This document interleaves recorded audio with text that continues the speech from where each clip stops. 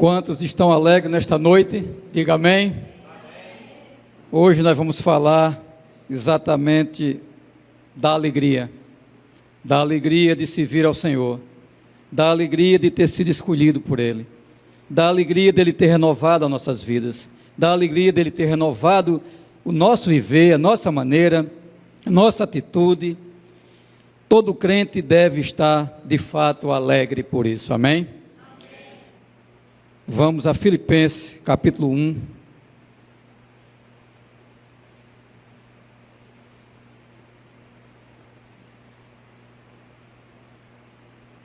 Quero saudar todo o povo de Deus nesta noite, com muita alegria.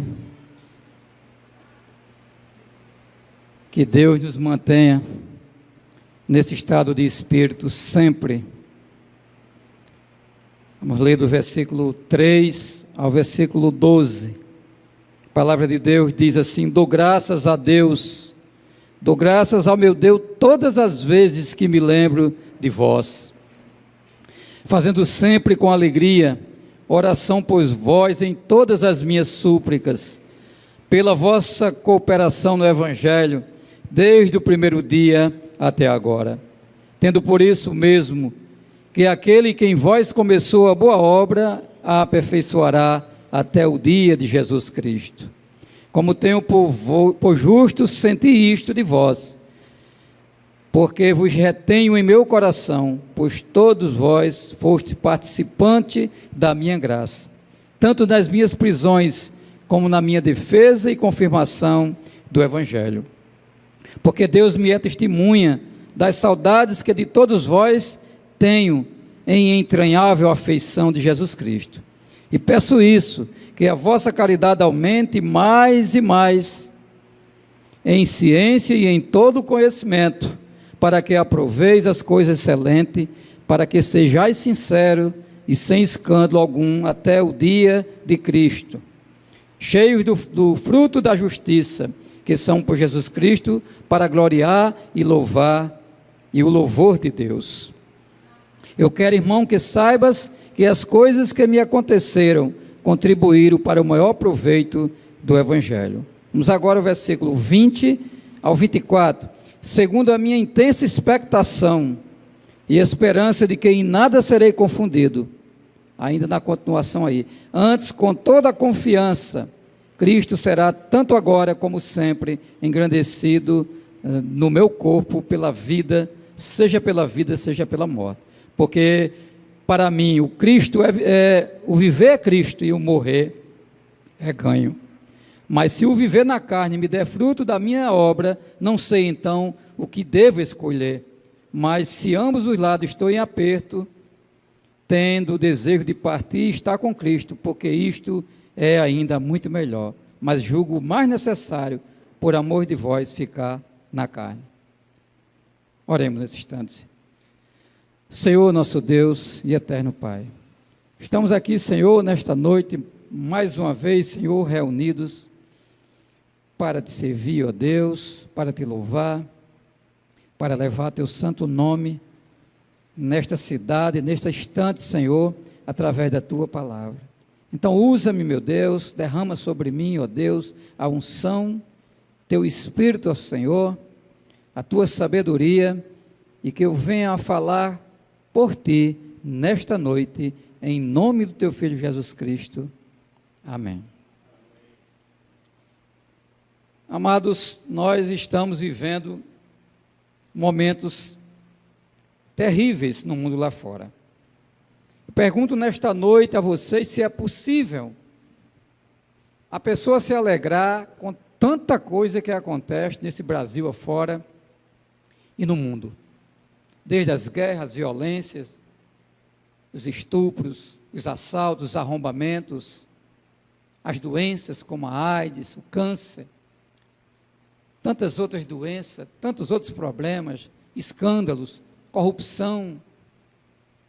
E nesta noite nós vamos meditar nisso. Será que alguém consegue de fato ser alegre? Alguém pode ser feliz?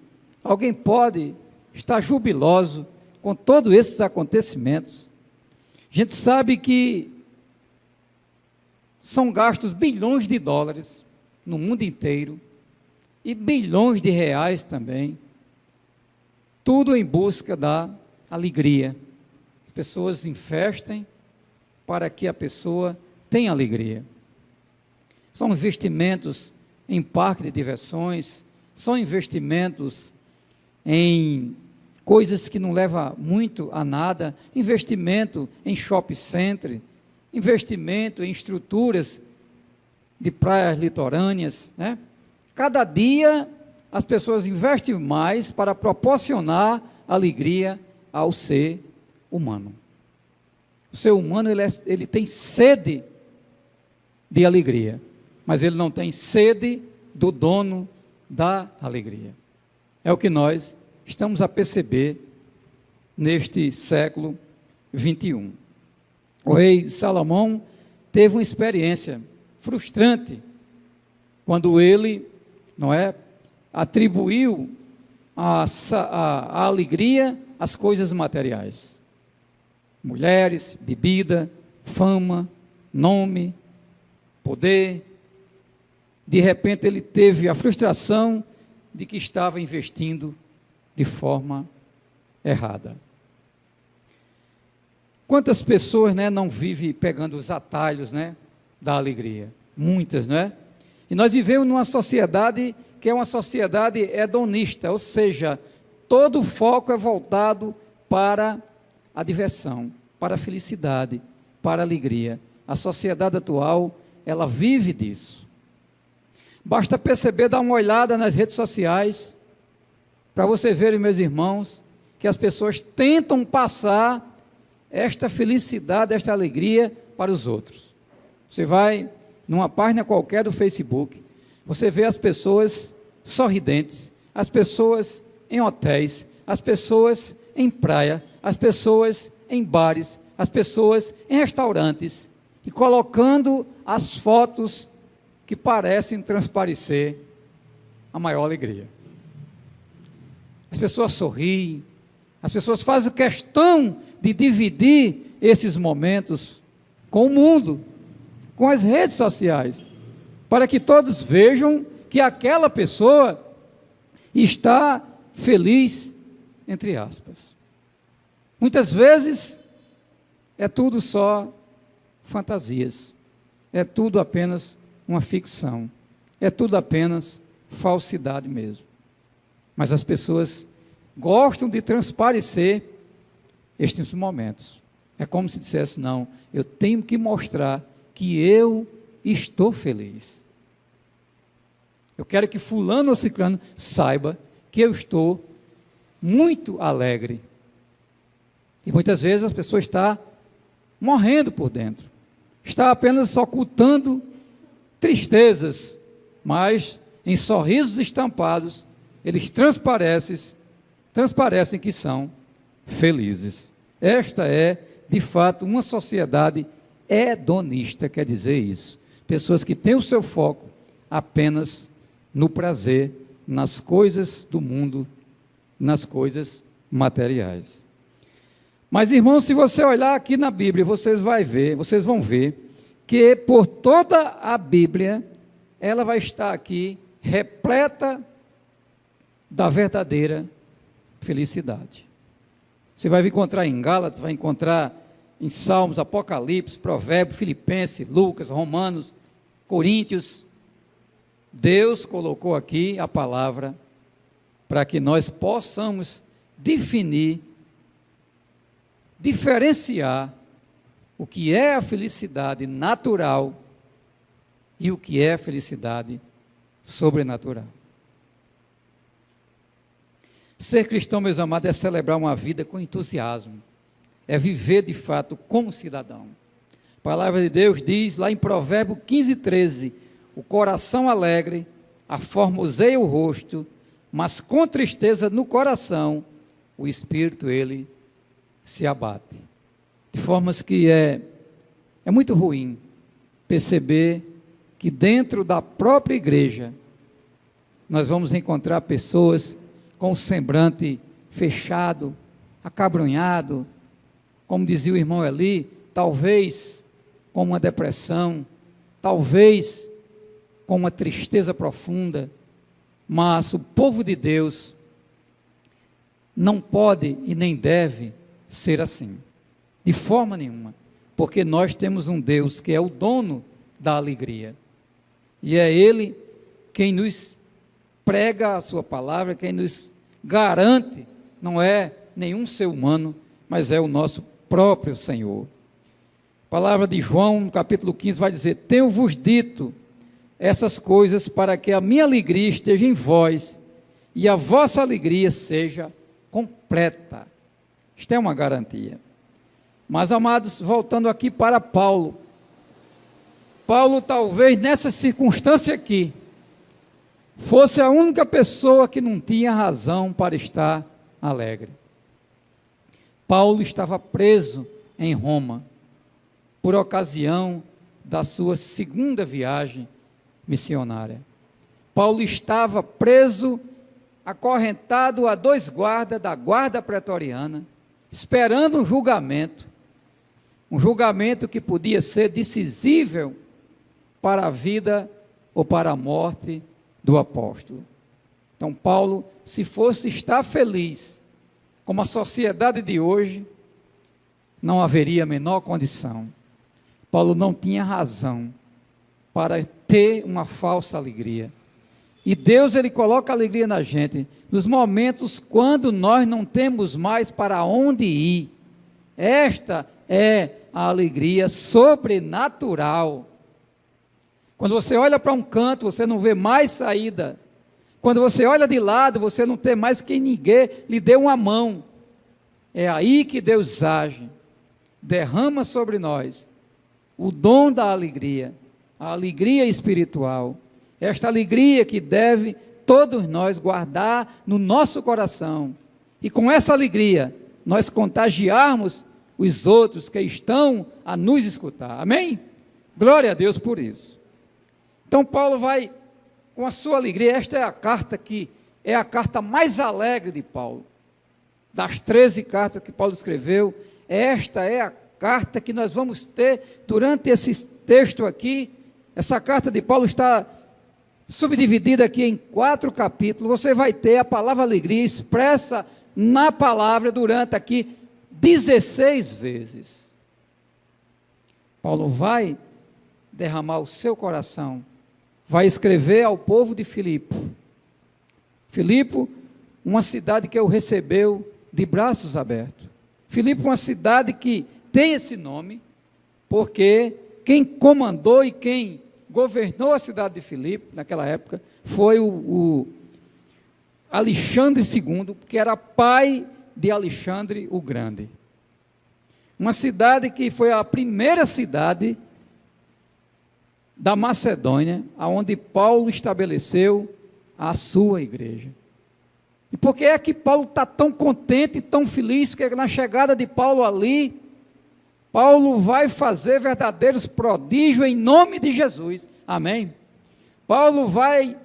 Uma pessoa vai se converter, uma mulher chamada Lídia, uma empresária do ramo de confecção.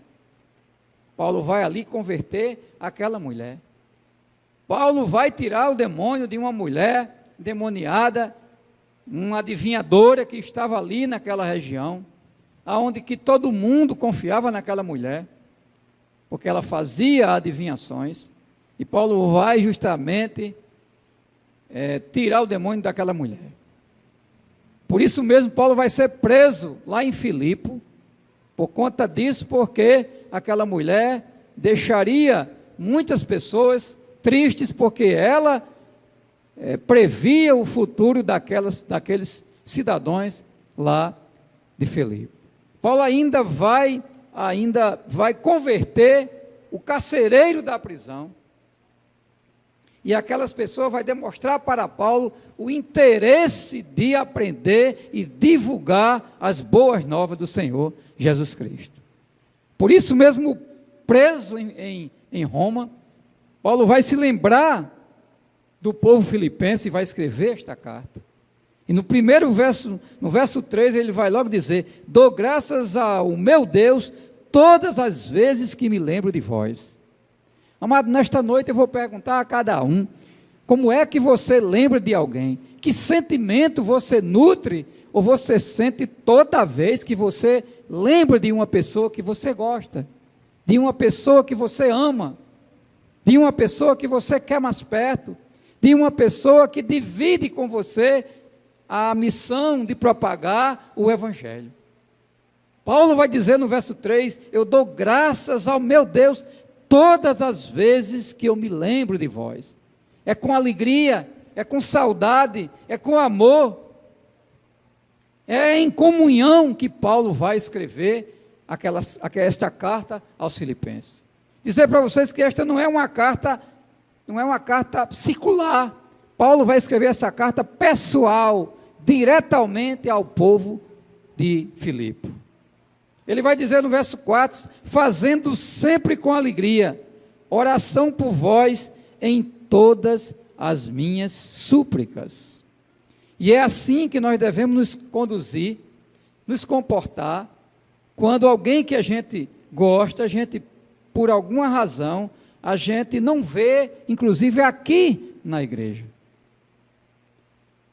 É com oração que o apóstolo vai se dirigir ao povo de Filipe, e é com oração em que todos nós devemos nos reportar a alguns irmãos que não estão aqui nesta noite, por alguma razão não estão, mas que Deus sabe por que é, por qual motivo, e nós devemos orar para aquelas pessoas, esteja mais presente, voltando a sentir o primeiro amor, voltando a nutrir a mesma fé de um dia, quando Deus enviou seu Filho e ele morreu na cruz por todos nós.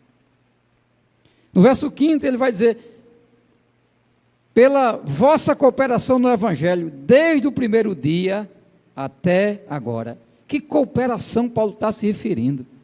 Ora, Paulo foi preso várias vezes. Nesta segunda vez que Paulo está preso ali em Roma, o povo de Filipe não esqueceu Paulo. O povo de Filipe mandou contribuição para Paulo. O povo de Filipe mandou uma delegação visitar Paulo em Roma. Paulo tinha um amor profundo, porque quem estava fazendo por Paulo, estava fazendo por Jesus Cristo. Paulo era grato pela vossa cooperação no Evangelho, sobretudo por isso, porque aquele povo em Filipe demonstrou o maior interesse em servir ao nosso Senhor, amém?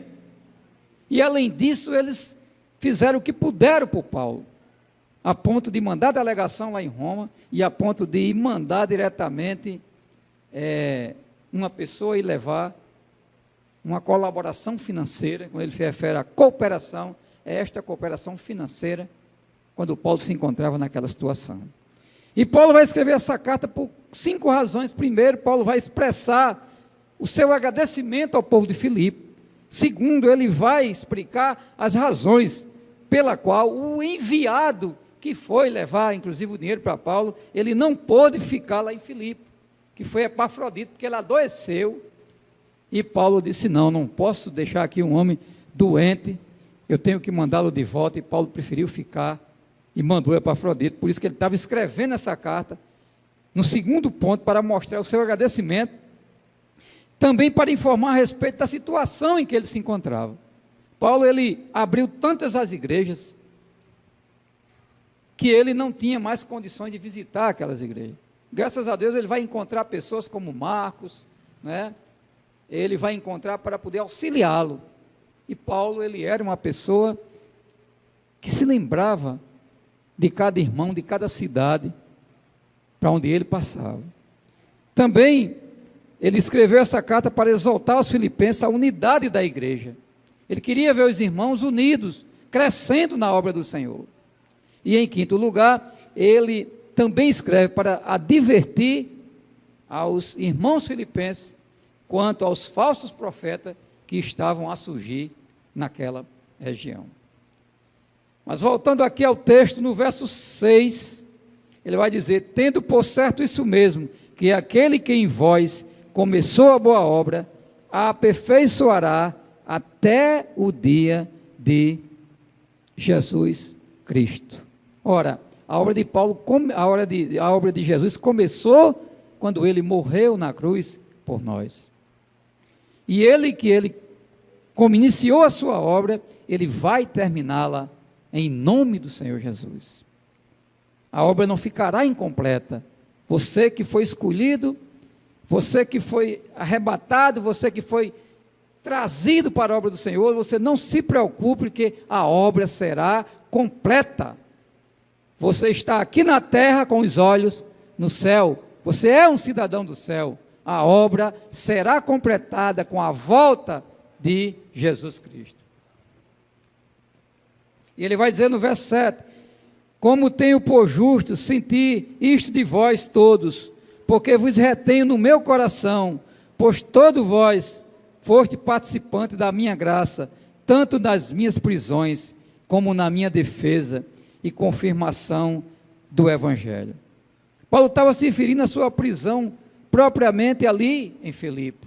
Ele não estava ainda se referindo à sua prisão em Roma. Nesse verso 7, ele está falando da sua prisão ali em Filipe, e que ali ele recebeu a participação daquele povo de Deus, seja no momento que ele estava na prisão, ou seja no momento da confirmação do Santo Evangelho.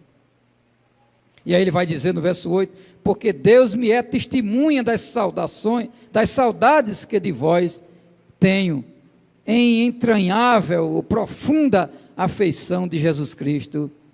Amém. Então Paulo estava agradecido, Paulo estava com saudade de tudo que ele viveu em uma daquelas cidades. Porque Paulo, primeiramente, ele trabalhou ali na Antioquia da Síria, mas a primeira cidade que ele vai encontrar lá, Macedônia, na Europa, é justamente a cidade de Filipe.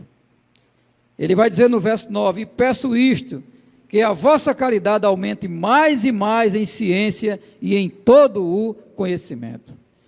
Este mesmo sentimento de Paulo, esse mesmo sentimento, ele existe aqui nessa igreja, por cada crente, por cada irmão que está aqui, porque a gente se sente feliz, alegre, jubiloso quando a gente vê um irmão crescendo na fé. É a mesma coisa que se fosse eu, é a mesma coisa se fosse qualquer um, nós devemos nos alegrar. E isso tem acontecido aqui na minha igreja, na nossa igreja, na igreja do Senhor, neste solo, aqui, neste espaço, de a gente ver pessoas que a gente percebe, não precisa você falar, ninguém precisa estar mostrando, o crente não precisa tirar fotografia para mostrar que está alegre, é uma fotografia do interior. Deus, ele faz uma varredura por dentro de cada um de nós. Crente que é crente não precisa se expor, Deus conhece. Outro dia eu vinha com Cibele, se eu não me engano acho que foi em Mari, a pessoa olhou para mim e me chamou de irmão. Eu não sei como foi que aquela pessoa me conheceu que eu era um crente. Amém? Não precisou eu falar, não precisou eu dizer nada. Ele percebeu que eu era um crente. Que maravilha, né? Então nós, crentes, nós devemos ter essa alegria, e essa alegria não precisa ser mostrada, televisada, não, você vai olhar e você vai perceber que aquela pessoa está alegre em nome de Jesus, amém, irmão? É assim que deve ser. E ele vai dizer no verso 10, para que aproveis as coisas excelentes, para que sejais sinceros e sem escândalo algum, até o dia de Cristo. Então, com que é que Paulo se alegrava? Paulo se alegrava vendo aqueles crentes crescendo no ministério do Senhor. E Paulo, ele pedia a Deus para que aquelas pessoas fossem sinceras, para que aquelas pessoas não participassem de nenhum escândalo, que essas pessoas permanecessem assim até o dia de Cristo. Qual o dia de Cristo, amados? O dia da volta de Jesus, quando ele vai julgar todo o povo da terra. No versículo 11 ele vai dizer, cheio de fruto de justiça, que são por Jesus Cristo, para a glória e louvor de Deus. Quais são esses frutos de justiça? São todas as qualidades que nós devemos desenvolver, tendo um relacionamento correto com o nosso Senhor. Isso é o que ele está falando de fruto de justiça. E no verso 12 ele vai dizer: e quero, irmãos, que saibais que as coisas que me aconteceram contribuíram para proveito do Evangelho. Que coisas foram essas? Né? As oportunidades que Paulo teve de pregar para a guarda pretoriana. Preso. Você imaginou uma pessoa presa? O que é que a pessoa vai sentir? A pessoa não tem nem sequer esperança. A pessoa fica triste. A pessoa não tem nenhuma expectativa mais. Uma pessoa que está na prisão. Mas Paulo, pelo contrário, ele vai dizer: olha, tudo isso contribuíram para quê? Para o maior proveito do Evangelho. Paulo não estava com a guardazinha de sapé, não. Paulo não estava com a guarda de João Pessoa, não. Paulo estava com a elite, irmão. Paulo estava com a guarda pretoriana. Sabe o que é a guarda pretoriana? Imagine uma polícia científica, imagine a maior elite da polícia brasileira. Esses camaradas não era brincadeira, não. Essa guarda pretoriana, elas botavam e tiravam imperadores. Todo mundo tinha medo dessa guarda, era respeitada. Era a guarda que mantinha ali, que ficava próxima ao imperador, vivia ali, próxima ali ao imperador. Para onde ele ia, essa guarda ia. Não era brincadeira, Paulo estava ali, pregando para essa guarda. Já pensou? O que seria a maior tristeza para alguém, para Paulo serviu de contributo para a obra do Senhor Jesus. Amém? Vamos agora dar um pulozinho para os versos finais, de 20 a 24.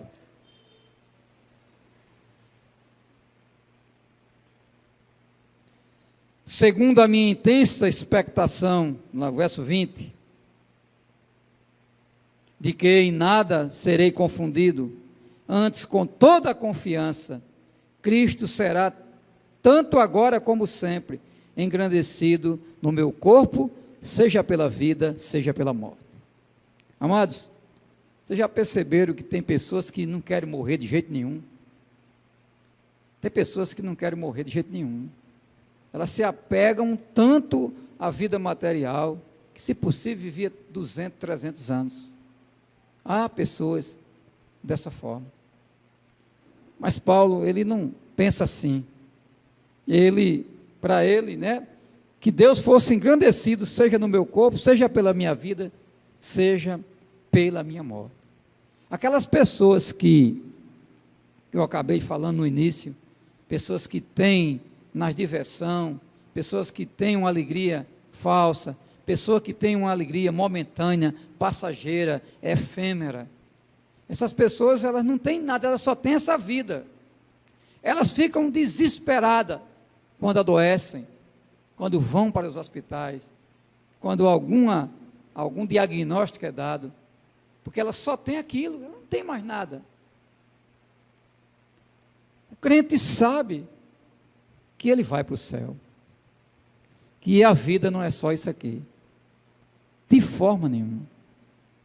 Essa certeza, essa alegria de você saber que você vai estar face a face com o Criador, ela é magnífica. Amém, meu irmão?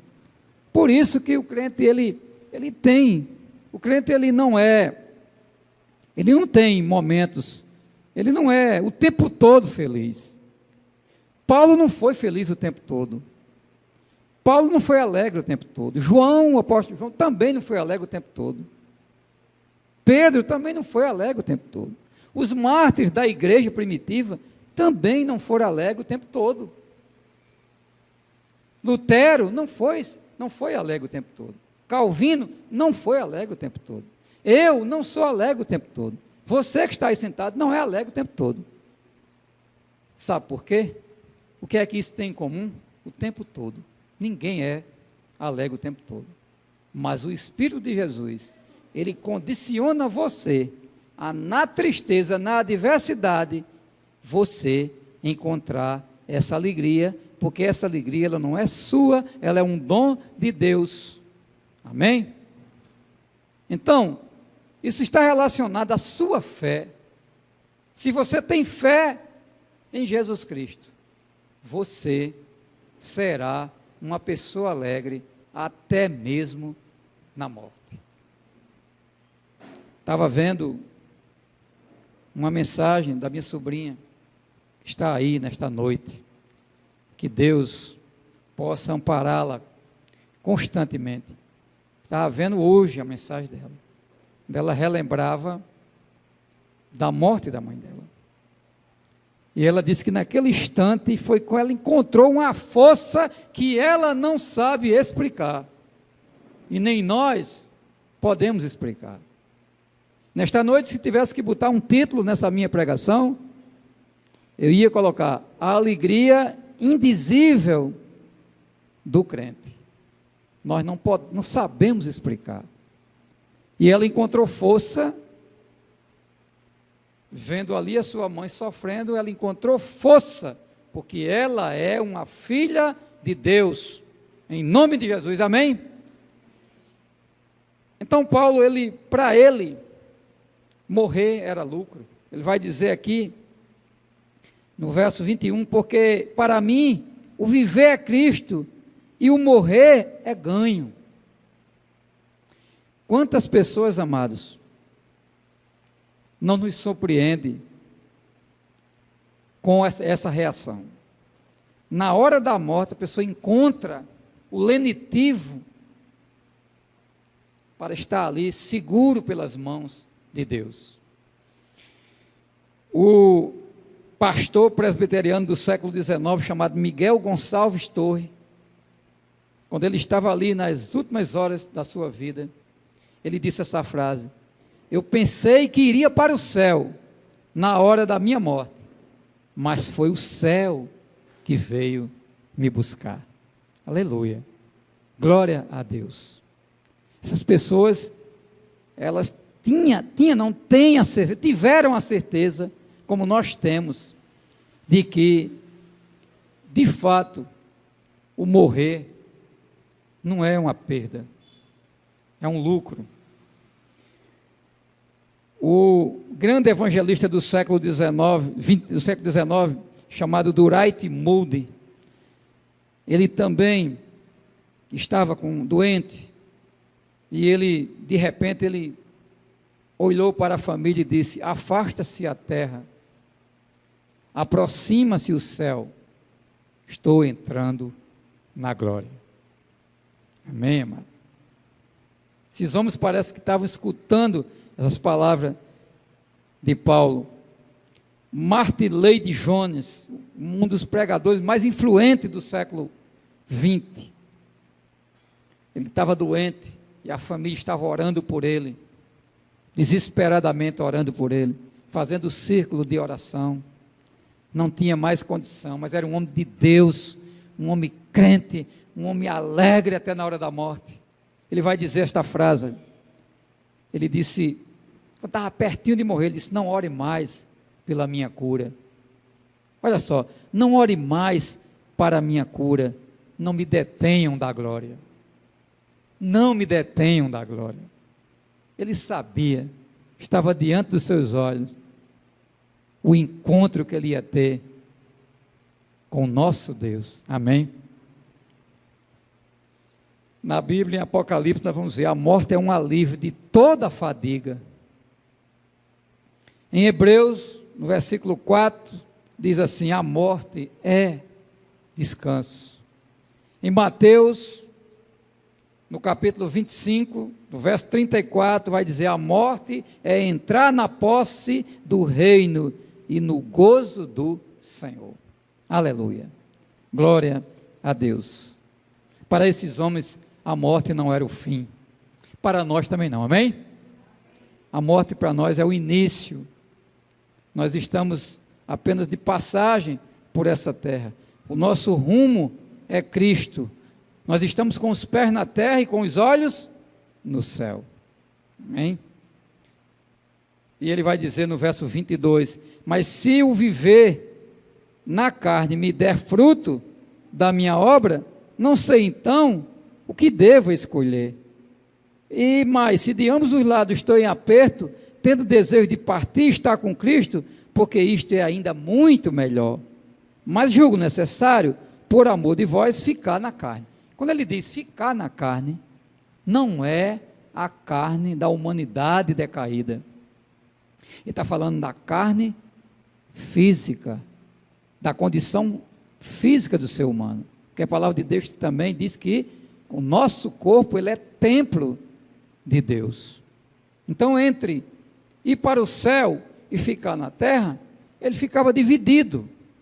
Por que para ele tanto fazia? Porque ao deixar aqui a terra, ele ia deixar os problemas, as fadigas, as doenças, os problemas, os açoites, a chibatada que levou, os naufrágios, o frio, a fome, a sede, o sofrimento.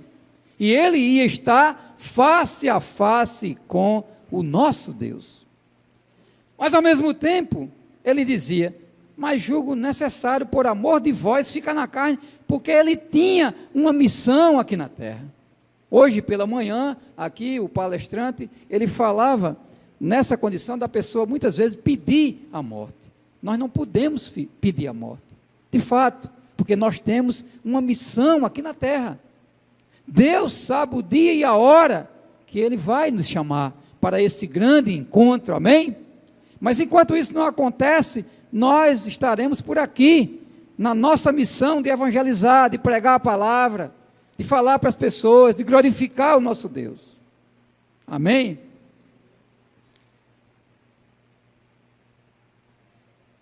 Esta carta de Paulo, ela vai trazer regozijo e alegria, porque Paulo foi um exemplo, né? No Salmo 97, a palavra de Deus vai dizer, reina o Senhor, regozije-se a terra, alegre-se as muitas ilhas. O que é que ele quer dizer com isso? São as nações, que as nações se alegrem no Senhor. Nós temos 5 continentes, essas ilhas que ele se refere, é os 5 continentes, que o povo da terra não fica acabrunhado, não fique triste, porque nós temos um Deus que é por nós. Pessoas que estão lá fora, que vê a vida apenas como passageira, que vê a vida apenas como um glamour, porque Jesus não prometeu a ninguém que nós seríamos alegres para sempre. Nós vamos ter momentos que vamos estar alegres pela graça e soberania de Deus. Quando o Espírito Santo recai sobre nós, como nós estamos em comunhão com Deus, estamos em consonância com a palavra, e aí nós vamos ter esse prêmio, essa dádiva de Deus, que é estar alegre, na fé, de que Ele não vai nos deixar aqui, e nós estaremos com Ele na glória. Amém?